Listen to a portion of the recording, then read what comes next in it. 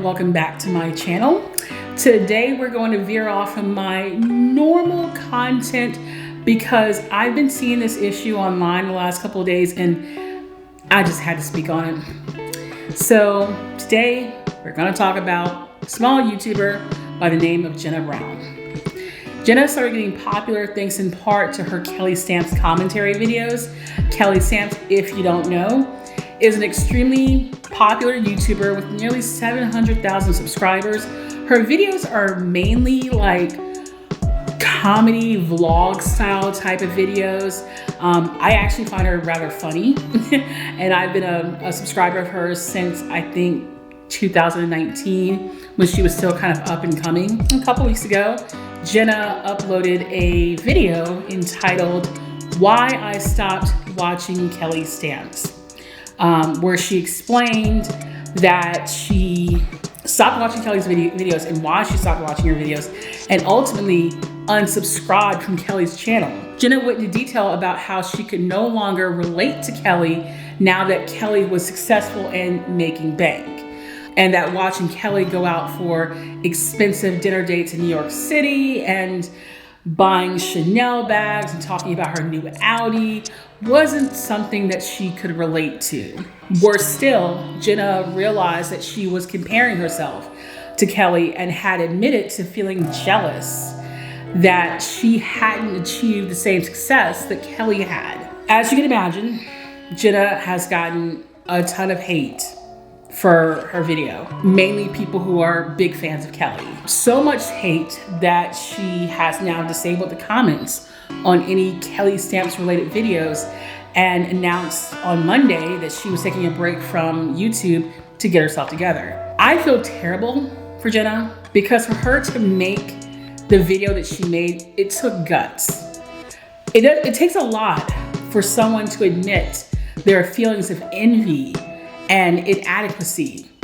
Nobody wants to admit that they're jealous of another person or that they have to face up to their own lack of success. That's usually something that we keep to ourselves and let it eat away at our spirit.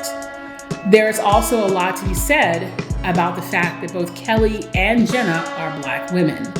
As we know, social media platforms are notorious for silencing the voices of Black creators and not boosting them nearly as much as their white counterparts. TikTok. Anyways, where was I? Well, Kelly made it in spite of how tough it is for a Black woman to succeed on this platform. I'm not surprised that people compared Jenna to Kelly early on. They're of a similar age. They both have that kind of monotone, deadpan sort of delivery. They are interested in similar things. So I understand why people think it might be trendy to jump on the bandwagon of criticizing Kelly, and why they look at Jenna and they see her as kind of turning on Kelly, mainly because Jenna owes a lot of her success to her Kelly Stamps videos. So the people who are angry at Jenna right now are looking at her as, you're betraying Kelly. You owe so much to her. You owe your success to Kelly. And it's like, y'all, chill out with that mess. I'm older than Kelly and Jenna, so I'm gonna give you guys some auntie advice, since some folks have told me that I'm old enough now to qualify for auntie status in the Black community. I feel some kind of way about that. Yeah, I do. But on a serious note, I too have struggled over the years with comparing myself to others and feeling like a failure because my success or lack thereof didn't match that of the people around me. I'd say the worst I felt regarding this was maybe my mid-20s. Girls that I had gone to college with and I was friends with were starting their careers. They were getting married. They were buying houses. And here I was living with my parents and working at Starbucks. Yeah, I had my degrees, but that meant nothing in the grand scheme of things. It took me a long time to break into the career field that I'm in right now. It actually didn't happen for me until I was in my 30s. Those feelings of failure and the constant comparison I did in my head, it was all so toxic. It got to a point where I started avoiding social media because I didn't want to see my friends living their best lives while I was sitting there miserable. While I was happy for those friends, and I would be the first one in line to be their hype man and cheer them on, I couldn't help but wonder, what was I doing wrong in my life? How could I have so much potential and intelligence, yet I kept failing at every turn? And I also need to point out that at this point in my life, we had the recession of 2008. And that, of course, only made not just my career situation, but a lot of people's career situations bad. But none of that helped how I felt. Being told that I was not the only one struggling didn't make me feel better. If anything, it made me feel worse because that meant that now I'm having to compete with more people for the same jobs. I'd say that the years of 2006 to 2012 were probably the darkest years for me. My depression was out of control, and it led me to entertain some really horrible self-harming thoughts and actions, all because I couldn't stop comparing myself to others. As the quote goes, comparison is the thief of joy. And it's funny because I actually did have a lot that I could have been happy about during those years, but I was so focused on my career path and being as successful as my peers that nothing else mattered. I'll say that there were definitely a couple friendships that were lost during that time period, thanks in part to my struggles with my identity, with my self-esteem, with everything. If you let the green-eyed monster take over your psyche, you will find yourself where Jenna is today, which is unable to enjoy something that you used to love. Unfortunately, Jenna's message and the intent behind her video has been muddled. Rather than see it as a confessional from a young woman who is clearly struggling to find her place, not just on YouTube, but in the world in general, people are calling her a hater, saying that she's just jealous. Yes, that's the point of the video. That's the point that she is trying to make. She's trying to explain how her jealousy has had a negative impact on her mental health and her ability to enjoy the content of a YouTuber that once brought her joy. Obviously, Jenna sees this as a problem, and she's doing what she can to rectify that. I think the main issue that people take with her video is that it sounds like she's hating on Kelly. In reality, I think Jenna's problem is that she saw a lot of herself in Kelly, which is where the envy comes from. When you're similar to someone else and you're almost a contemporary of theirs, of course you want to be as successful as they are. Who wouldn't want to be? Instead of criticizing her for her confession, we should be supporting her and lifting her up. We also need to come to terms with why she and so many others might feel this kind of way.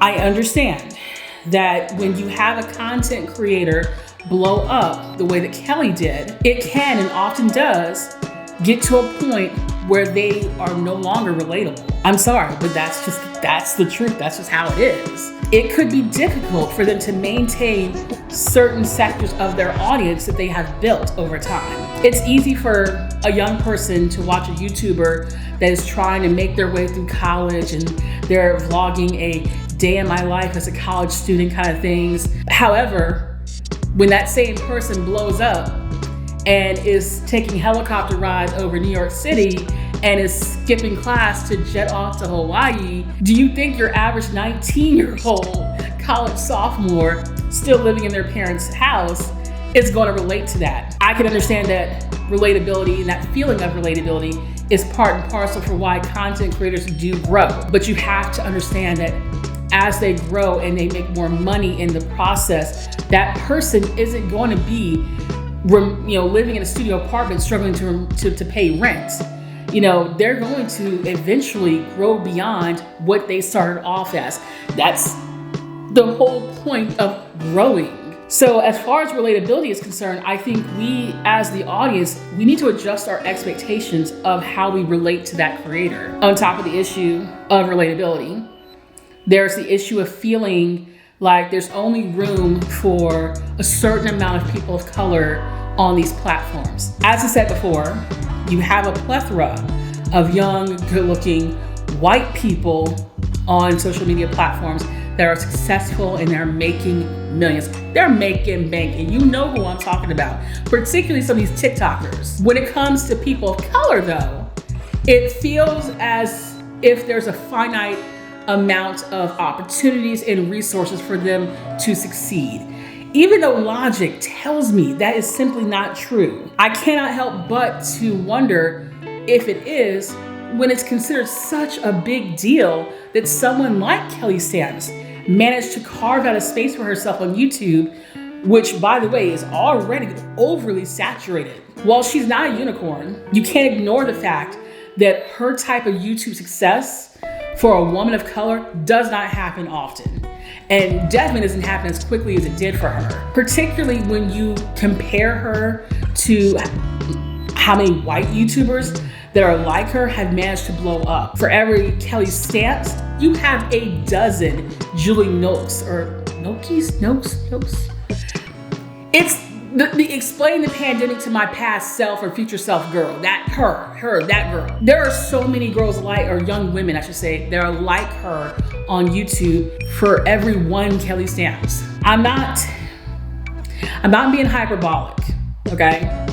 It's a statement of fact. Let's not lie to ourselves here. We know this because we'll see a lot of young white women or young white men on YouTube doing the same thing, and then you have maybe one Marquess Brownlee, one your average consumer, one Kelly Stamps for every 10 or so of these other white people do the same exact thing that they're doing. So where does that leave Jenna and the rest of us? Well, we've got to work hard at remembering that everyone's journey is different and that not everyone is going to succeed at the same rate. Kelly herself has come out recently, and likely in response to Jenna's video, about how her success wasn't an overnight thing and it took hard work, and that yes, she could be losing her relatability.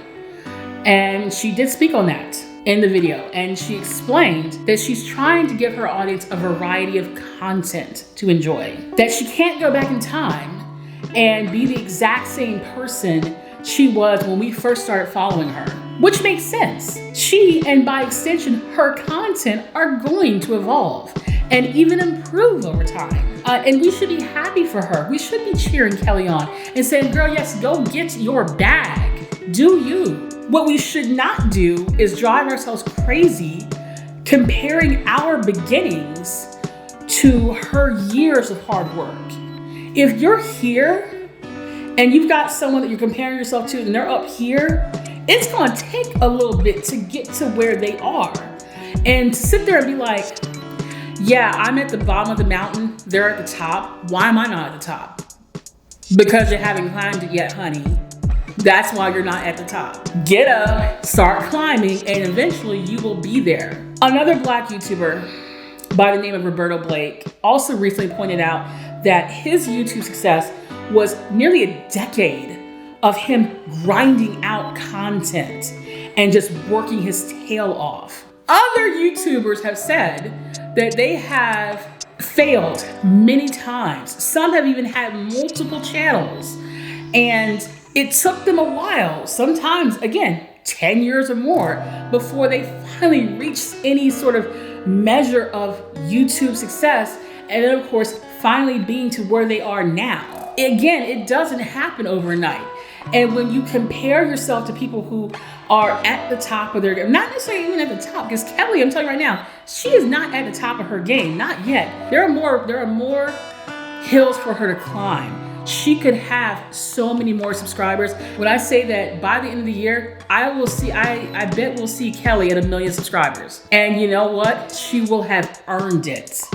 Girl will have earned it. And I will be right there cheering her on, going, you go, yes. But again, she got that from hard work and dedication, and not by comparing herself to others. This is a lesson that I myself have ultimately had to learn. After years of failure, I am now working full time in the career field that I tried for so long to break into. And I'm finally here, and I'm finally happy and successful. YouTube is not my job. I mean, come on, look at my numbers. This is not my job. I have a full-time job that's outside of YouTube. YouTube is just a hobby for me. You know, everything I do on social media is a hobby. Whether I succeed on YouTube or not doesn't matter, because the career that I really wanted, that's the career I'm in. That's what's making me happy and feeling like I have some measure of success. Add into that, finding or meeting again, re-meeting the love of my life, getting married, buying a house together, adopting pets with my husband, and everything. And it's like, I feel like my life is finally where I wanted it to be 12 years ago. You know, I eventually finally achieved what so many of my college friends had already done. I just didn't do it on the same timetable as them. It took me a little longer, and that's okay. I often wonder though, if I hadn't been so focused on my failures and constantly envying those around me, if that didn't in some way, shape, form, or fashion have a detrimental effect on my progress. The obsessing over the negative, you know? And the reason I wonder this is that during that time in my life, I would often feel like, oh, I should just give up, you know, because I found the journey too arduous for me. Even though I was putting in the work and the drive and the ambition, I still wasn't succeeding the way I felt I should be. So I would have this defeatist attitude about the entire thing. Just, you know, like, oh, I'm never gonna get there, so I might as well just go ahead and give up. Screw it. You know, I'll be a failure my whole life. Thinking back on those years, looking at where I am now, I feel very strongly that we should all take to heart what Jenna said in her video. And more importantly, be understanding of her message and what she is trying to tell us. Again, what she did was brave and probably one of the most honest videos I have ever seen on YouTube. This message is for Jenna. Keep your head up, little queen. Don't let anyone dampen your shine. Remember that Kelly had to start somewhere too. Kelly went from 0 subscribers to her more than 500,000 now. So don't feel bad if you're not at the level that she's at. You'll get there one day. And just know that you have a bunch of people on this platform and beyond that are rooting for you and supporting you. For those that are angry at Jenna for this video, and there are a few that clearly had something to say, instead of being reactive to her admitting that she's jealous and feeling like she's criticizing Kelly, how about you focus on what she is saying, on the content of her message? Think long and hard whether you could have had the strength to get on Al Gore's internet and admit to feeling jealousy to the level that it was affecting your mental health. I can guarantee most of us would not have had that strength. We would not have been able to do that. I also know that me saying what I've said today is going to fall on some deaf ears, because it's quite clear that there are folks out there that have made their mind up and they have formed their opinion on the situation. And they're gonna see Jenna as a hater, Kelly as the benevolent, popular YouTuber who came down off high to lend a helping hand to Jenna, and then she spit in her face. That's how some people are taking this whole thing, that Jenna is ungrateful to the help that Kelly has given her. And I don't take that, I don't see it as that at all. And I don't like the narrative that is being pushed by some people. It's becoming more extreme, and some of the comments I've seen today alone was that, you know, there were some people that said that, oh, Jenna owes her entire subscribership and audience to Kelly. And it's like, wow. You know, she's made a handful of Kelly Samp's videos, but that's a little extreme, don't you think? What's even crazier to me is that it almost feels like there are folks who are reveling in the drama of pitting two young women against each other. You know, some people are like, oh, it's the tea, it's the tea. It's like, don't do that. No. You're making it into something that it's not. Because I can guarantee you, Kelly is not sitting at home worrying about what Jenna said about her. Not that she's like, you know, I don't even know her. Not that she's pulling that or anything, but it's not hurting her feelings probably. Probably looking at that video, she probably took Jenna's video and said, my God, I hope she's okay. Jenna does not deserve the hate that she has gotten from people. She was honest about her feelings, and that's more than a lot of other people can do on this platform, for God's sakes. You know, you have people who are on here fake as hell every single day. And here you have a young lady that was upfront, again, honest. And instead of people saying, good for you, she's getting crapped on for it. And that's not right. I want to thank Jenna for making her video.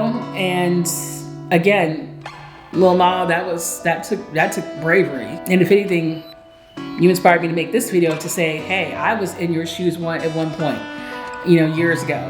Not to sound all Pollyanna, it does get better. I also want to thank Shari at My Humble Review for her video as well, from one fellow, you know, one auntie to another. As well as a special shout out to the channel of Mustapha for his opinion, as well as Reena Xavier. To the rest of y'all who decide to be a little mean, I'm not gonna shout you out, no offense. You know, not that I don't like your channels, it's just that I'm trying to keep that negativity away from this video. But that's all for now. After this video, we're gonna go back to our regularly scheduled content. If you enjoyed this video, give it a thumbs up. Comment below what your opinions are on this whole matter. Don't forget to subscribe if you want to, and I will see you guys on the next one. Bye.